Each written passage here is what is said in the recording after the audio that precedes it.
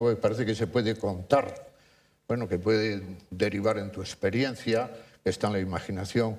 Entonces todo eso llega y el conducto es, claro, la idea no es que eso haya que resolverlo con unos parámetros, ¿eh? La libertad es total y absoluta y ahí están los estilos literarios, la manera de estructurar lo que quieres contar, en fin, puedes llegar a la guerra del fin del mundo si te lo propones, vamos, el que puede.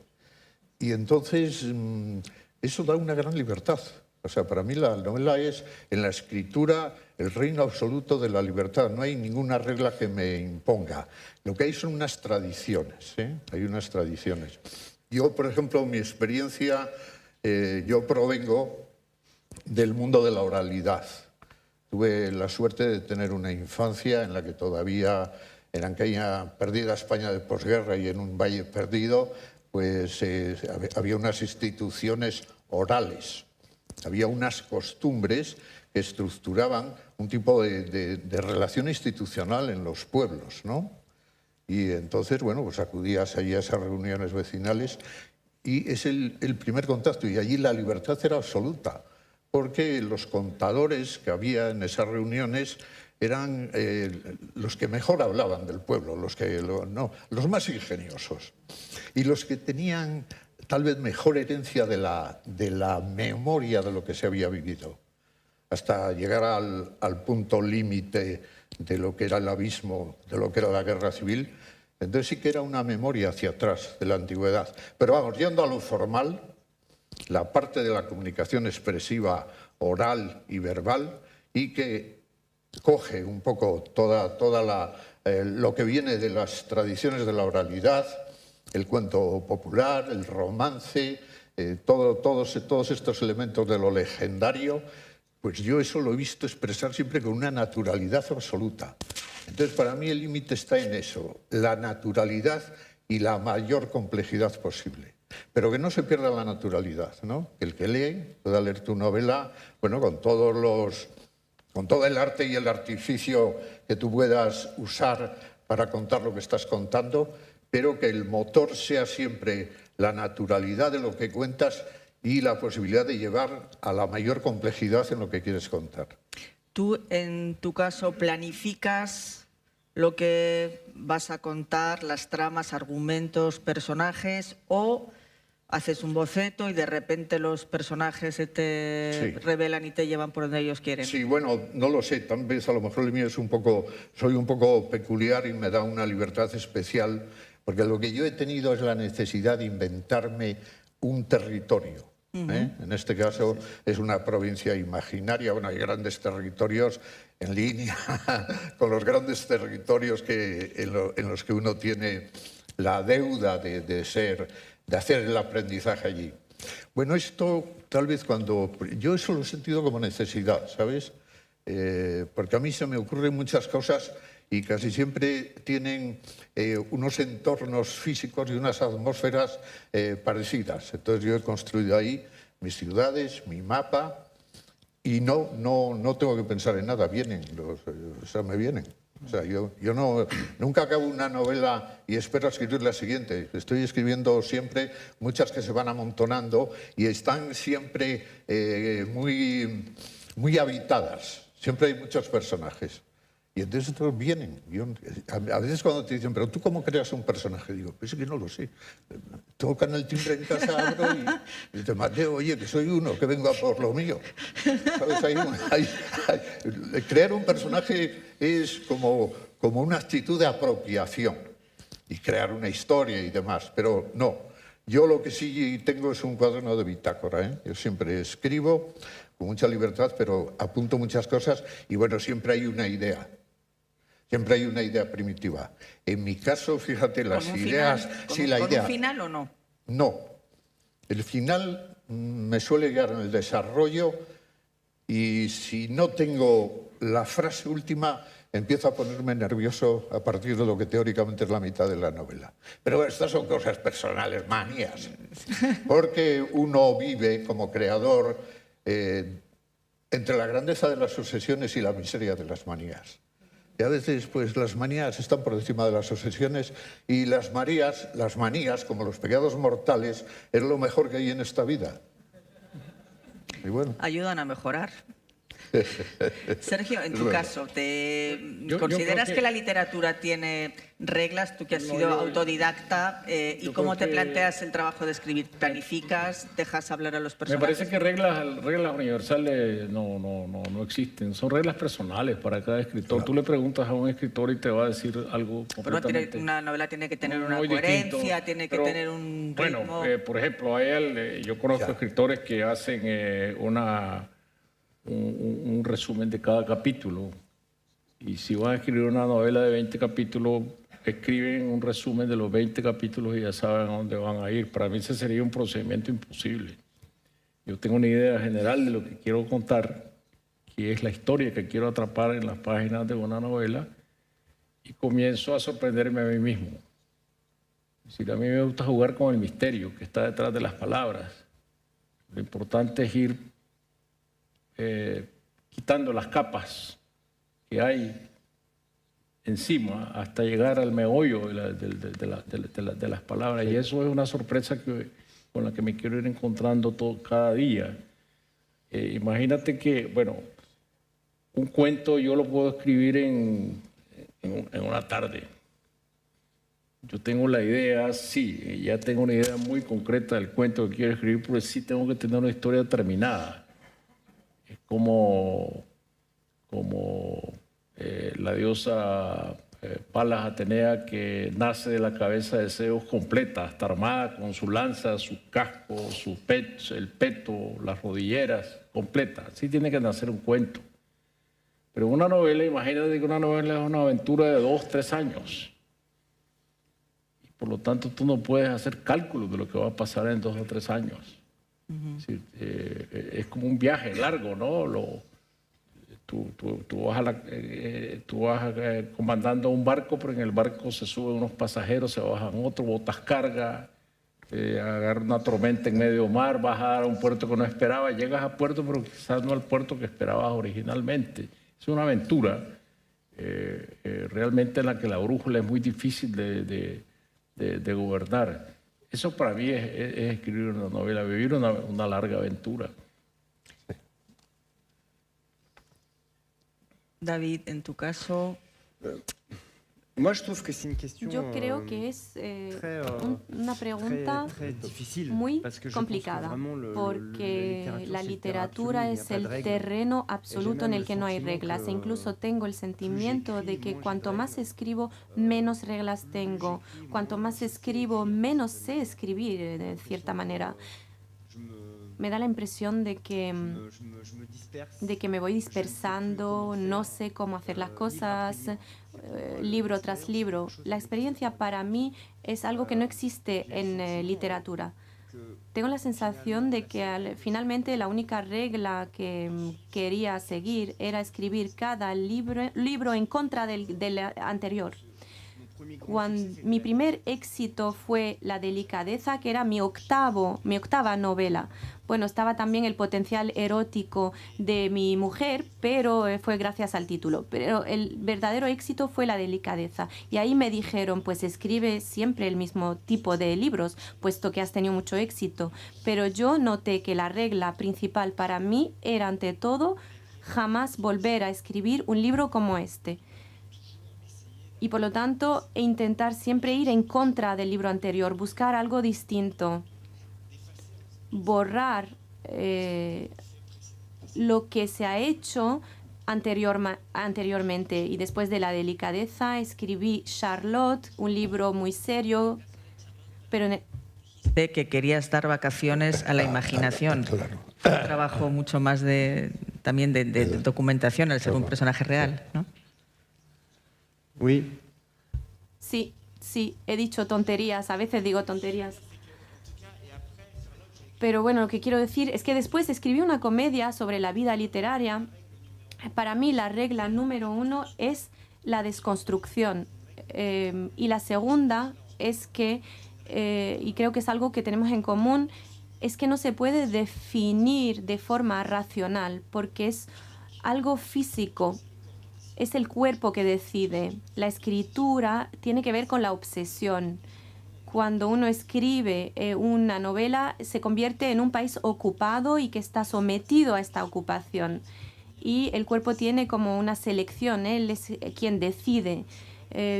Para mí, la única regla es cuando siento que estoy invadido completamente. Si una parte de mí no piensa en mi novela, es que esta novela no merece ser creada. Hay indudablemente, lo que decía antes Sergio, escribir una novela, claro, escribir es descubrir, no sé quién lo dijo, alguien mucho más listo que yo. Escribir es descubrir. C'est moi, je crois. Sí. Creo que lo dije yo. Te lo he leído. Entonces, en el proceso del descubrimiento, aunque cada maestrillo tiene su librillo y hay 1000 fórmulas de escribir las novelas, porque hay una cosa muy interesante en esto, que también lo decía otro, no sé si muy inteligente, pero muy listo. Sabes que, esto no sé, es un poco duro de decir, pero cuesta el mismo trabajo escribir una obra maestra que una novela de medio pelo.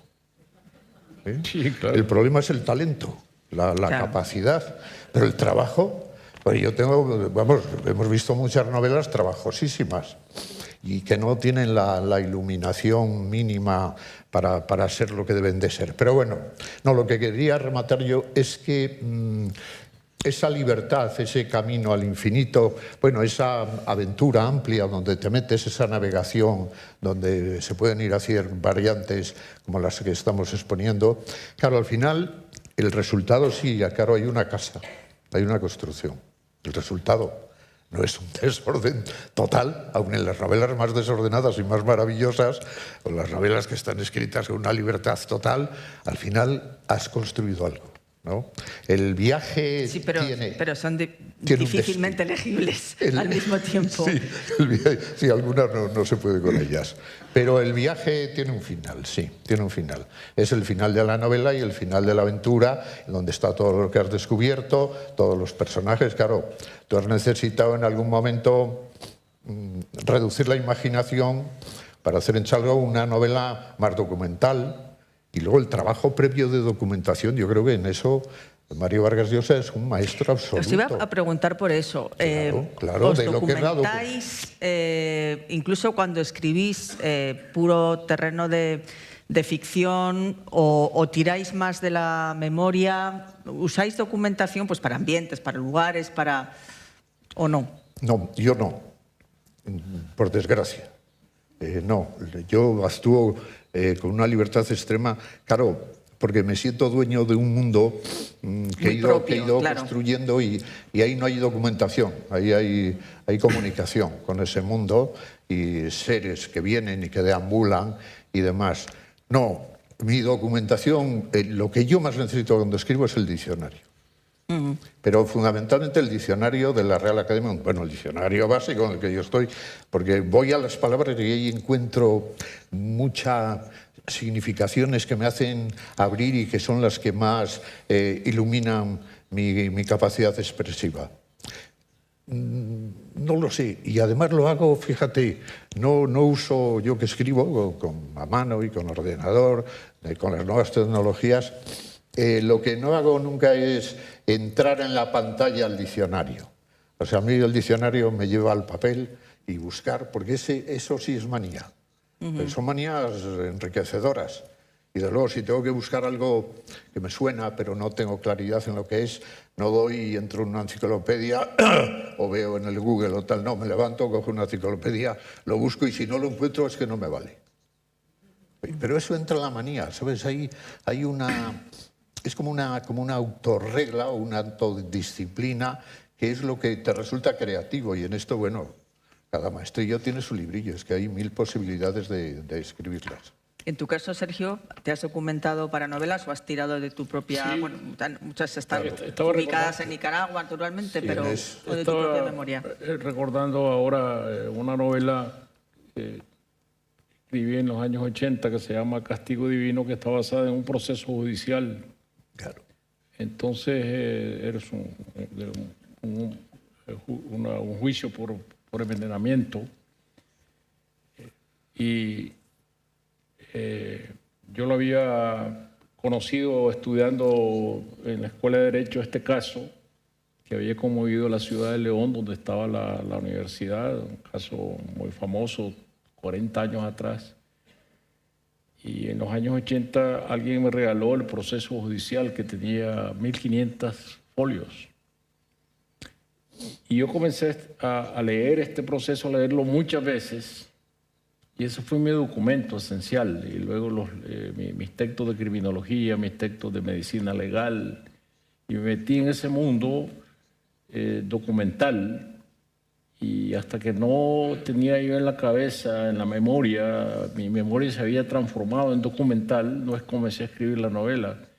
Pero cuando comencé a escribir la novela no volví a leer un solo documento. Yo tenía la atmósfera en la cabeza y había logrado desarrollar ese lenguaje judicial en mi propia cabeza y meter a los personajes en un lenguaje judicial, en un lenguaje periodístico, como se narró el caso en los periódicos de la época. Es decir, lo que los documentos me dieron fueron el caso en todos sus detalles y además el lenguaje en que yo debería escribir la novela. David, en el caso de Charlotte, claro, hiciste también, me imagino, un trabajo de documentación previa. ¿Lo dejaste después de lado para crear o cómo fue el proceso de aproximarte al personaje? Bueno, Charlotte ha sido bastante complicada. He tardado 8 años en escribirla, más o menos. O sea, era muy complicado en cuanto a documentación porque había muy poca.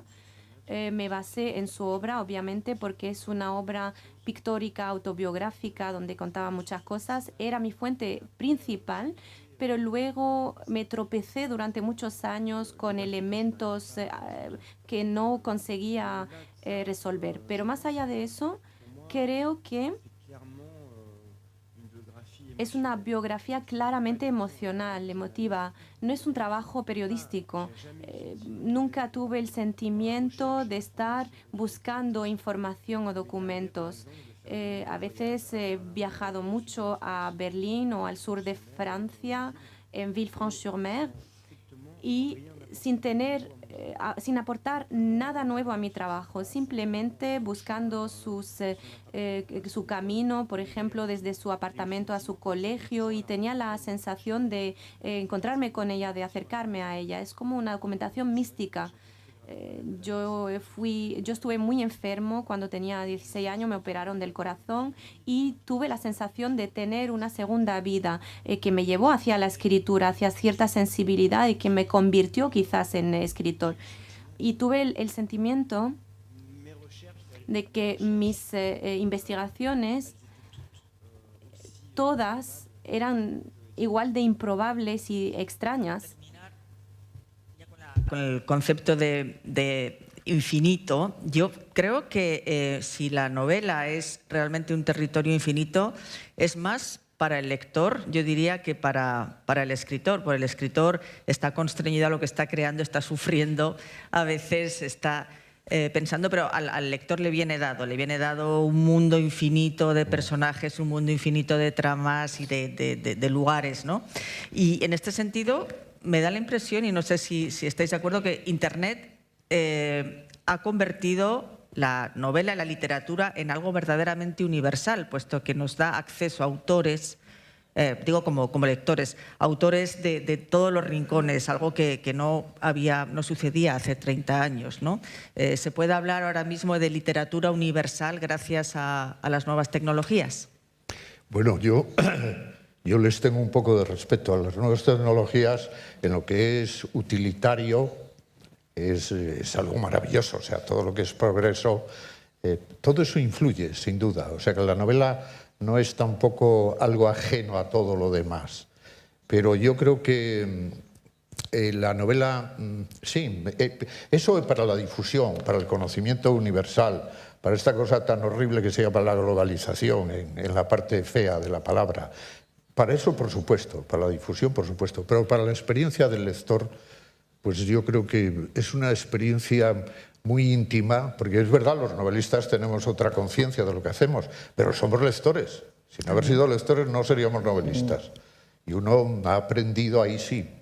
Otra cosa de la que no hemos hablado es del aprendizaje. ¿Dónde has aprendido? Ahí sí que hay, a lo mejor en los escritores, una necesidad, para observar lo que has hecho, sentirte también en la tradición en la que estás, tener conciencia de la lengua en la que escribes, si te han traducido, ver esos contrastes. Todo eso es muy enriquecedor. Pero bueno, en el punto, diríamos, para la difusión, sin duda, y para el conocimiento, diríamos, de las novelas en otras lenguas, todo esto para en Internet es muy bueno. Pero la experiencia de la escritura de la novela yo creo, es una experiencia, como hemos escuchado, muy interior, muy personal. Se relaciona, además, como en tu caso, en Charlot, hasta con la deriva de la sensibilidad de una enfermedad. Es que son muchas las cosas que componen el por qué tú escribes una historia.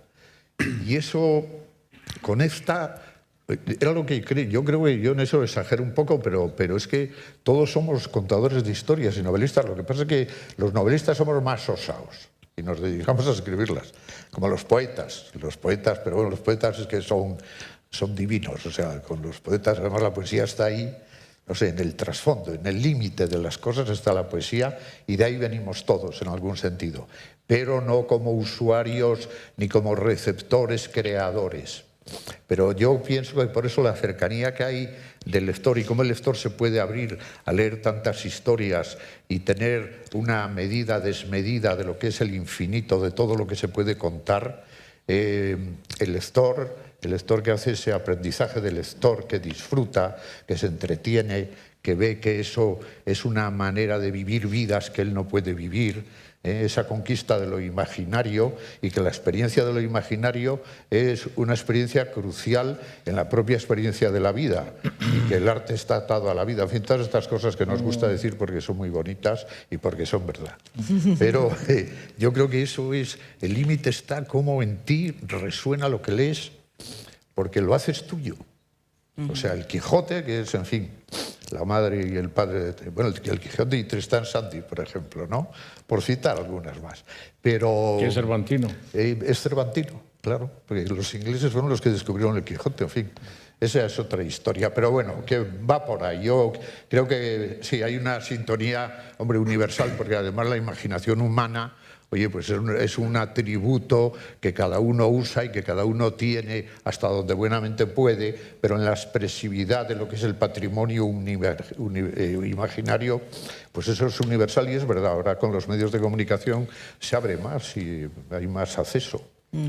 Pero, Maite, cuando hablabas de la accesibilidad hablabas de la accesibilidad de la lectura a través de Internet, ¿no?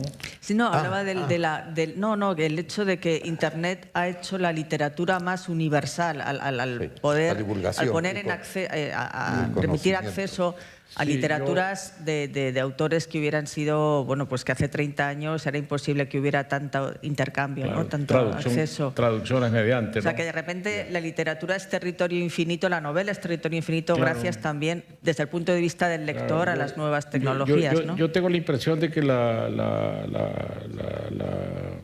el Internet o el mundo digital te abre unos espacios de información infinitos. Claro. Es decir, capas, espacios, mundos de información como los que va descubriendo este telescopio que va penetrando el universo, ¿no? Cosas que antes ignorabas porque estaban lejanas y ahora están en tu mano. Eso para un escritor es invaluable, tener esa información de la que puede echar mano sin irse a meter a una biblioteca. Yo creo que, sin embargo, el fenómeno de la lectura como fenómeno universal cada vez está regresando más al dominio del libro impreso. Claro. Yo leí unas estadísticas hace poco donde más se lee libros electrónicos en los Estados Unidos. Es decir, de cada 100 libros, 17 son libros electrónicos. En español, yo no tengo las estadísticas en Francia. Tal vez David puede ilustrarnos sobre esto, pero en español es apenas el 7%. de cada 100 libros, 7 son electrónicos, el resto son libros impresos. Y esta es una cifra que ha ido creciendo de nuevo, el número es decir, la lectura tradicional, la lectura de papel, porque pareció llegar un momento en que la lectura electrónica iba a derrotar totalmente al libro de papel y muchos agoreros decían el libro de papel llegó a su fin, se va a desaparecer, como están desapareciendo los periódicos, y no es así, el fenómeno es contrario. Yo creo que esto es un fenómeno pitagórico, ¿no? Es un fenómeno cíclico de que vuelve el papel, igual que ayer me pasé yo todo el día en Arco, en la Feria del Arte en Madrid, y me di cuenta que la pintura está regresando. Claro. Porque uno iba a una de estas ferias de arte moderno y se encontraba solo instalaciones. Yo dije, qué lástima, desapareció la pintura. Uno no puede ser artista sin saber dibujar, sin saber pintar. Eso es lo que se me ocurre una idea de una instalación. Yo respeto mucho las buenas instalaciones, pero la pintura hoy está regresando. Casi no había instalaciones y todo era pintura. Igual en el papel, ¿no? Es decir, el papel está otra vez asumiendo su verdadero papel de papel, ¿no? David, ¿eres tú tan categórico con el tema del papel? Bueno, yo hablaba más eso de Internet como nexo, universal, ¿no? De dar a conocer culturas distintas y autores de culturas muy distintas. Sí, para mí es lo opuesto. Creo que lo que pasa actualmente es lo contrario a esto. Es decir, que vemos ahora más que nunca la literatura es un territorio nacional. Cuando se ven las mejores listas de Inglaterra, casi no hay escritores. En Francia también lo veo. En nuestras listas de mejores ventas hay cada vez menos escritores extranjeros. He hablado con los editores españoles y también me dicen que hay menos compras de autores franceses en comparación con antes. Los países se encierran cada vez más sobre sus propias culturas, por lo que creo que estamos muy lejos de esto. Y a menudo cuando hablamos de nuestros gustos literarios decimos me gustan los escritores americanos, rusos y demás, pero no creo que Internet ayude.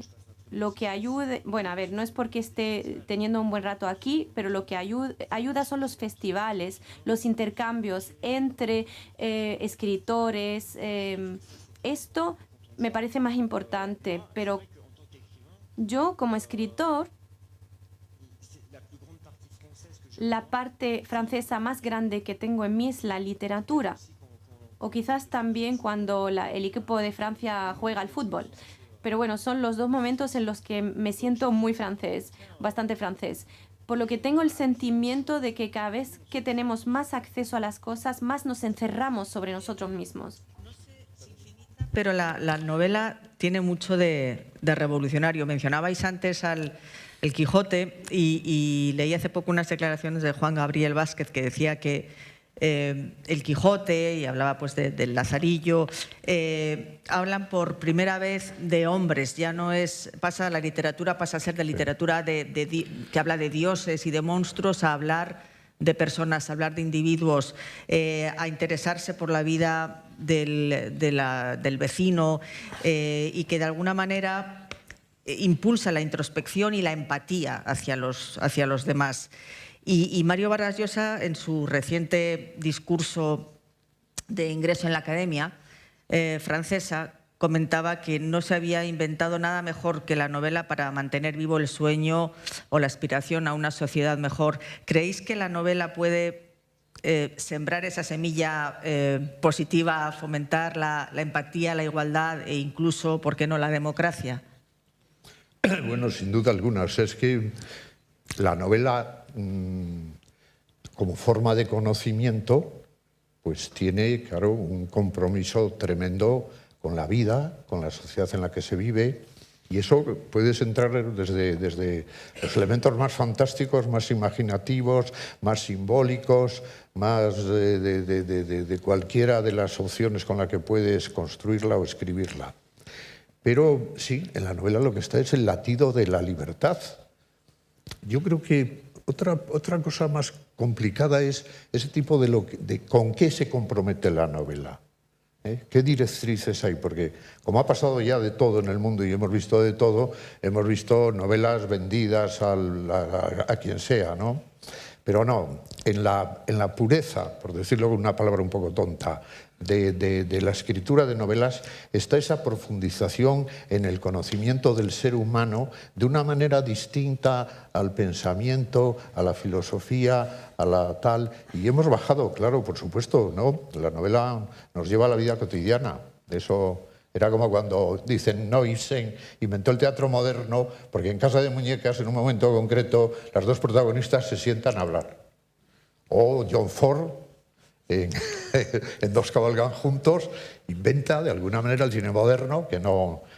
Luego la Nouvelle Vague hizo lo que pudo, o sea que yo no... pero de pronto en Dos cabalgan juntos, unos señores, van Richard Birmar y el otro caballero, y se bajan del caballo y se ponen enfrente de un río y empiezan a hablar. Y están un rato. Y eso sí que es la modernidad, ¿no? También la capacidad de que la expresividad está mucho en lo cotidiano, trascendido a donde se puede. Pero bueno, la pregunta iba por otro sitio. Yo creo que sí, claro, la novela ha influido mucho y la novela es un espacio, pero vamos, irremediable de la libertad del ser humano, donde puedes encontrar pues la vida en su complejidad, lo que tú no puedes vivir. Entonces, si lo que tú no puedes vivir te lo puede dar la experiencia imaginaria a través de esas novelas que son prospecciones en lo que es la condición humana, de la manera tan radical en que se puede, y con todas estas variantes que cada uno escribe como buenamente puede y quiere, pues esa es, yo creo que es, diríamos, el banderín de enganche más hondo que hay hacia la libertad, claro, a saber lo que somos. La mayoría de todos estos desgraciados políticos que tenemos por ahí extraviados es que no leen. Y lo que le pasaba, ya termino, es que es fundamental eso, lo que le pasaba a la protagonista del Rojo y el Negro, ¿os acordáis? Que, en fin, la protagonista del Rojo y el Negro pues la empieza a liar el caballero y no sé, la mete en un bollo y la mete y tal. Y en ella hay una gran inquietud y no sabe resolverla. Se entrega al Sorel allí y aquello trascende. Y hay un momento muy lúcido y que yo creo que es fundamental para la historia del arte y de la novela, el que el señor Stendhal dice: esta chica, que no me acuerdo ahora cómo se llamaba, no sabía lo que le pasaba porque no leía novelas. Pues es que es verdad. El que no lee novelas sabe mucho menos de la vida que los que las leen. Y los que las leen saben tanto como los que las escribimos. O sea que escribirlas tampoco es un banderín de enganche que te lleva no sé sabes dónde. No, es que como tienes que resolver estas incertidumbres y estás malito, como le pasó un día a David y un día también tuviste tú un pequeño problema de no sé qué tipo y tal. Lo que yo sí que pienso, y termino para no ponerme pesado, es que la novela es, como decía David, claro, es un territorio de exigencia y de compromiso muy profundo. Entonces yo creo que la novela cuenta la vida, pero está más allá de la vida. La cuenta, pero está más allá. Por eso a mí me interesan menos, no sé, las derivas que veo hoy de tipo sociológico. La cercanía de la novela a la sociología a mí me parece que la rebaja bastante. O la deja... La hace más chata. Y es una tendencia, sin embargo, ¿eh? Hay una tendencia. Por lo menos en España. Sí, en España hay una tendencia ahora. A mí me gusta mucho porque, sin embargo, en lo que vas leyendo del mundo hispano, del mundo latino y demás, yo creo que hay, en las cosas que te llegan, no sé, hay como una solvencia, hay como una ambición mayor. Aquí estamos un poco, yo creo que reducidos en nuestra imaginación y en nuestra experiencia de la vida. No sé si por las circunstancias en las que vivimos hay mucha sociología, no sé. Y ahora, bueno, en fin, ahora están los temas cruciales. Las próximas novelas que veremos son sobre la vida animal. Eso os voy a preguntar también sobre eso. Los animales, que ya los hemos visto hasta en Walt Disney. Joder, pero lo que pasa es que, en fin, tenemos una experiencia muy desgraciada con los animales. Sergio, ¿crees que la novela puede efectivamente servir para fomentar pues, la empatía, la igualdad, la democracia? puede ser un arma en ese sentido? Pues a mí me parece que la novela es útil, es un artefacto muy útil en muchos sentidos. En primer lugar, en el sentido de la libertad, sin duda alguna, pero también no debemos olvidar que la novela construye memoria. Eso es muy importante, ¿no? Yo diría que en América Latina la novela sustituye la historia, porque la historia la leen muy pocos. Y la historia la leemos a través de la novela, es decir, la memoria se construye a través de la novela porque interpreta la historia y sustituye la historia. Eso me parece que es un papel importantísimo que la novela ha tenido. Yo creo que solo en América Latina existe un género de novela que se llama género de los dictadores. Claro. La novela de los dictadores. Y nosotros sabemos de los dictadores por las novelas. Las novelas han resumido, han tomado la historia de los dictadores y los han vuelto arquetípicos. Es decir, pues, basta mencionar la fiesta del chivo, ¿no? Para saber quién era Trujillo. Trujillo está visto de muy distintas maneras, pero si lo queremos ver de una manera ya fijada en la historia es en la fiesta del chivo. Si queremos saber quién era Isabel Perón, hay que ir a leer Santa Evita de Tomás Eloy Martínez. Ahí está quién era Isabel Perón. No solo la historia de Isabel Perón, sino otra historia increíble que es la historia de su propio cadáver. Porque también ese cadáver tuvo vida durante muchos años. Eso también son cosas que solo ocurren en América Latina. Pero además a mí me parece que la historia funciona también como la novela es la única que funciona y los novelistas son los únicos capaces de crear arquetipos que se salen de las páginas de la novela y pasan a ser parte de la vida real, de la vida cotidiana. Solo una novela es capaz de decir, esta es una situación homérica. Si no existiera la ficción, no hablaríamos de lo homérico. Esta es una situación kafkiana, decimos. O dantesca. Sí. Dantesca, kafkiana, flauberiana, quijotesca. Puñuelesca. Sanchesco, ¿no? Sancho tiene su parte, ¿no? Entonces, estos son arquetipos creados por la novela, creados por la ficción. Si no existiera la ficción, no tendríamos estos puntos esenciales de referencia en la vida cotidiana. Digamos que la ficción ha recogido la vida y finalmente la ha traducido en toma palabras. la vida, la convierte en ficción y la vuelve a la realidad. Esa es la gran magia de la novela. Sí. Eso es lo imaginario, ¿no? Sobre el universo convierte lo real en imaginario y devuelve lo imaginario convertido en real otra vez. David, ¿tú crees que la contribución que puede tener una novela a la libertad, al conocimiento del otro, digamos? Oui. Oui, je suis totalement d'accord. Sí, estoy totalmente de acuerdo con esto. Bueno, no siempre la libertad. Por ejemplo, mi último libro, que se llama Número 2, no es un libro sobre Harry Potter, pero la problemática inicial es que me encontré con una entrevista de la directora de casting de Harry Potter que cuenta que hicieron un casting de cientos y cientos de actores y al final se quedaron solo con 2. Y yo inmediatamente pensé en ese segundo, el segundo que se imaginó convertirse en una estrella de cine y luego le dijeron que no podía ser. Y con una particularidad increíble de este fracaso, y es que está viendo permanentemente la vida que habría podido tener a través de la película.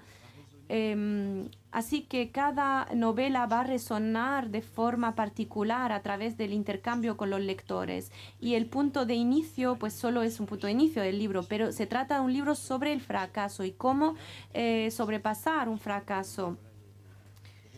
Y bueno, me han preguntado pues cuáles son las resonancias que se podían tener desde que el libro salió en Francia, España y muchos países. Todo el mundo me cuenta sus historias de fracaso, por lo que llevo un año recibiendo los fracasos y los fracasos de todo el mundo.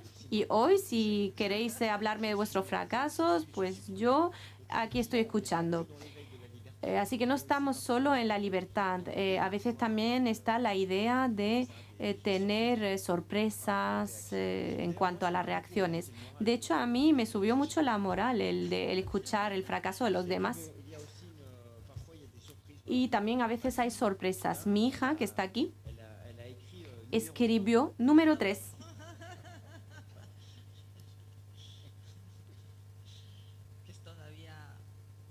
¿Perdedor mayor o no? ¿El número 3 es todavía peor que el número 2? ¿Se queda en peor situación o no? ¿Es todavía un derrotado mayor el número 3? No, no, él es très optimiste. No, es muy optimista. Todavía tiene tiempo para la desilusión. 1 hora, es a las 10 terminamos, ¿no? Vale, pues nos quedan unos minutos. Una pregunta por pura curiosidad. Vosotros sois 3 escritores multipremiados. ¿Cómo se afecta un premio o el éxito de una novela a la hora de abordar la siguiente? ¿Os afecta de alguna manera? Hombre, uno, cuando te dan cosas en la vida, yo soy muy agradecido. No hay nada que me guste más que me digan cosas buenas.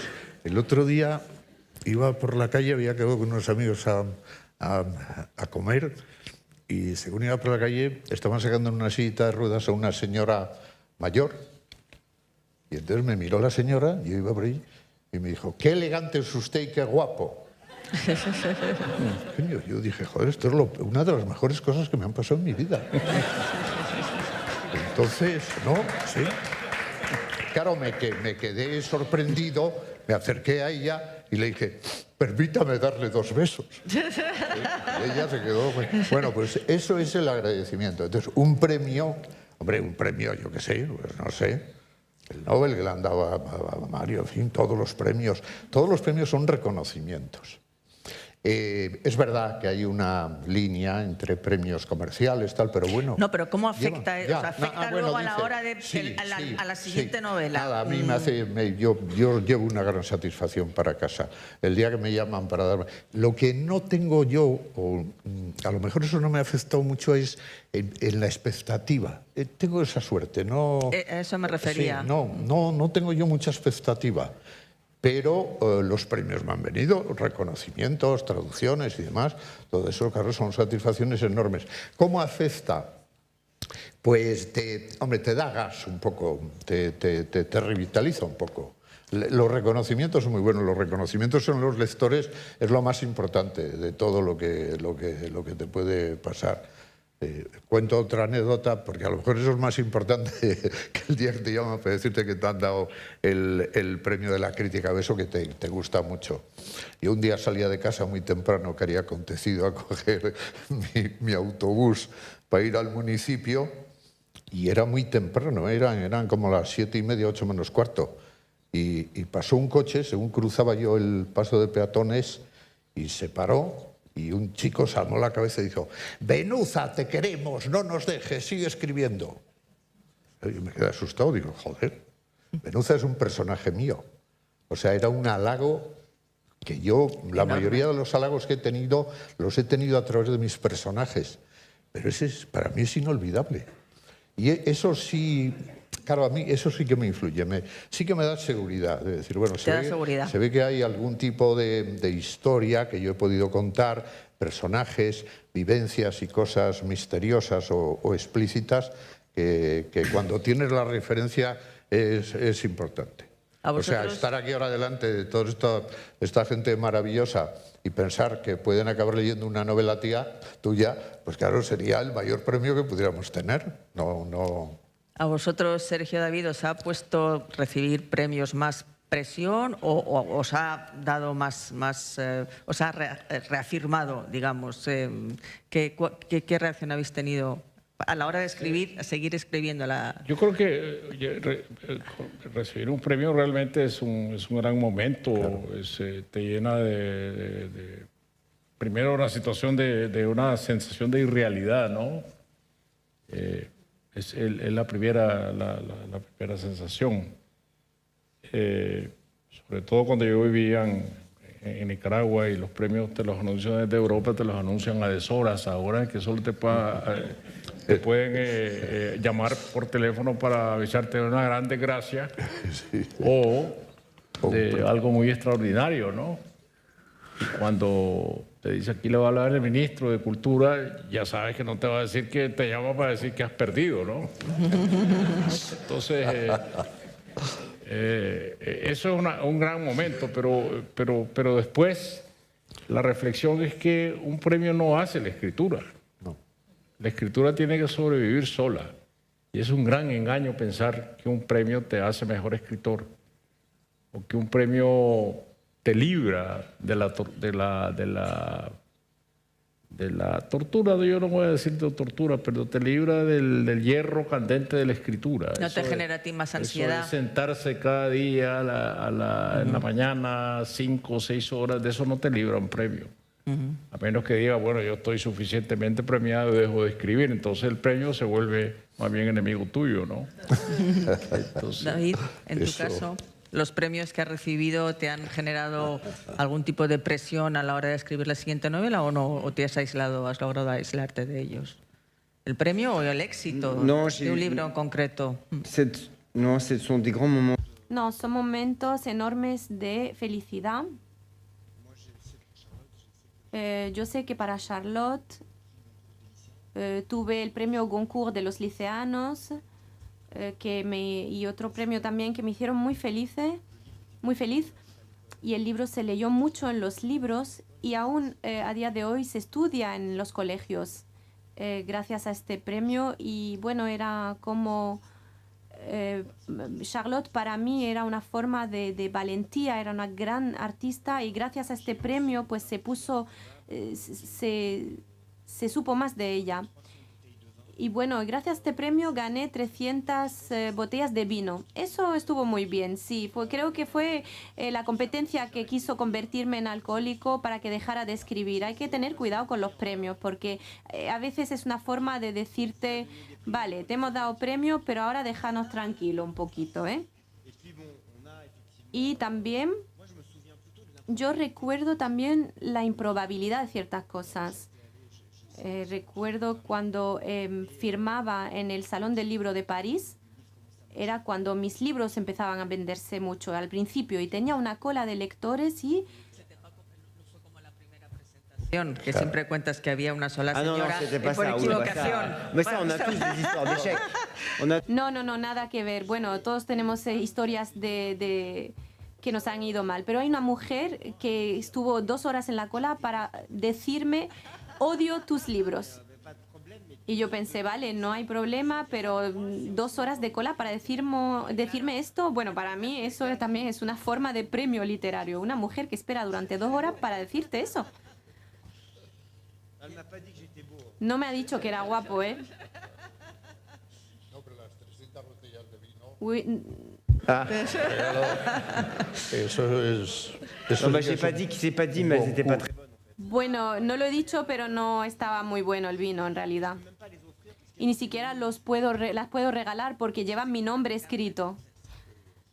Bueno, ya la última pregunta, hablando de novela, de libertad y de territorio infinito. La novela es un lugar, decíamos, de exploración que puede revelarlo todo, explora la vida humana en los lados más oscuros y, sin embargo, en los últimos tiempos asistimos a un acortamiento de esos espacios de libertad. Lo estamos viendo, por un lado, en un resurgimiento del fanatismo, ya sea religioso, estoy pensando en el radicalismo islamista, por un lado, ya sea en el surgimiento del fanatismo ideológico con estos movimientos woke que están afectando sobre todo a Occidente. Lo hemos visto el atentado reciente a Salman Rushdie o la reescritura de Roald Dahl. O sea, todos los días hay ejemplos. ¿Creéis que hay un peligro real de que la novela deje de ser ese territorio libre e infinito? Yo creo que no. No. Hombre, vivimos en un mundo donde hay unas regresiones que, en fin, estamos espantados todos. Sí, porque es que, por ejemplo, en el caso de Occidente, la ideología woke es que se ve que se está ya enquistando en los propios gobiernos, en los propios lugares donde se toman las decisiones, ¿no? Sí. No, yo creo que el novelista, claro, diríamos en la imagen estricta, es un ser solitario, ¿no? Lo es también los grandes pensadores y demás, pero el novelista está metido en su casa escribiendo la novela, luego viene la difusión, todo eso. Digo, la creación es así. Eso, si hay alguna sintonía que degrade el reto de tu ambición, es que no eres novelista, no vales para el arte, tienes que dedicarte a otras cosas. Porque hay muchas cosas, te apuntas a un partido, vas por ahí, te metes en estos líos que vivimos ahora. También es verdad, fíjate que antes comentábamos un poco lo de la universalidad de las nuevas tecnologías, pero también hay un mundo de degradación que tiene como mucha incisión en la sociedad. Claro, es que justamente los intolerantes tienen ahora una herramienta que son las redes sociales y tienen mucha más influencia, ¿no? Bueno, claro, es que además vivimos unos tiempos, hombre, la gran novela decimonónica existía en unos tiempos en que había menos medios de comunicación y la novela además tenía que surtir información a la sociedad o daba otros elementos. Y yo creo que, claro, cuando los grandes novelistas que perviven, todos han tenido esa gran pauta, diríamos, de reto, de libertad personal y de mirada particular del mundo en el que estaba viviendo, o de invención fantástica, en los que cultivaban géneros de otro tipo. Yo no lo pienso. Se acaba el mundo antes que la novela. Ajá. Sergio. Yo creo que la novela siempre ha tenido muchos enemigos, ¿no? Hay una contradicción histórica de siempre entre el poder absoluto y la libertad absoluta. Sí. El poder absoluto contra la libertad absoluta que representa la novela. Lo hemos visto con los índex, los listas de libros prohibidos, con la quema de libros, tanto durante la Inquisición como durante el Tercer Reich. Lo hemos visto con la censura brutal o la prohibición brutal contra los libros en el estalinismo. Lo hemos visto en el cinturón bíblico de los Estados Unidos, cómo los ultraconservadores prohíben libros en las bibliotecas públicas. Faulkner está prohibido en las bibliotecas públicas en el sur. Lo vemos ahora con esta pretensión que también es volver a encender las hogueras de censurar y recortar los libros, como el caso que tú estás mencionando. Esta aspiración a una pureza ideológica que esté de acuerdo con mi propio pensamiento. Pero y que está ocurriendo en centros como del saber, como pueden ser las universidades, ¿no? El ejemplo de Estados Unidos es atroz. Sí. Por eso, entonces la novela tiene que armarse contra sus enemigos, pero la imaginación, desterrar la imaginación es imposible. Es decir, el hecho de contar historias no puede ser desterrado de la historia de los seres humanos.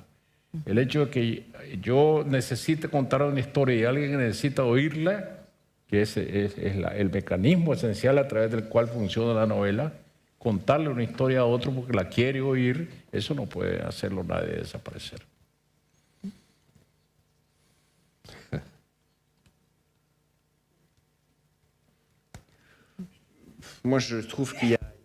Yo creo que hay muchísimos problemas y no tengo la solución a ello. Y estoy de acuerdo cuando expresas estos problemas, cuando se ven la escritura de libros de Roald Dahl, por ejemplo, la dificultad de la libertad de expresión por haber escrito un poco sobre Harry Potter, por ejemplo.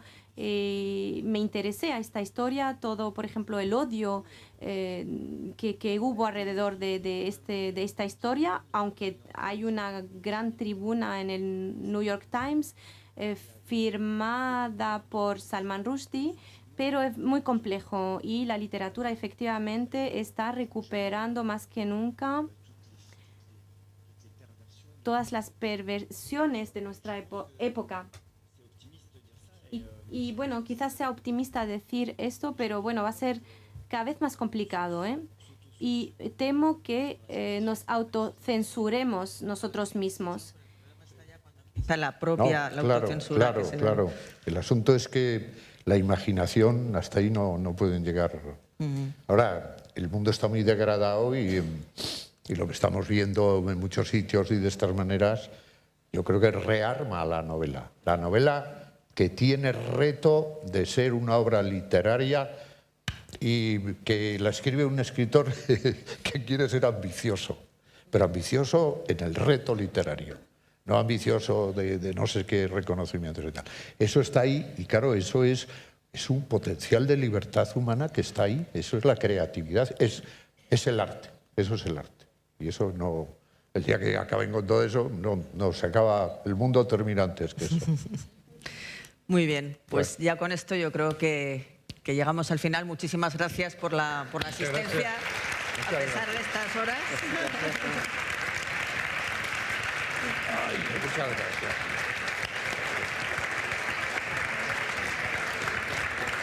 Bueno. Gracias. Muy bien. Merci, Maïté.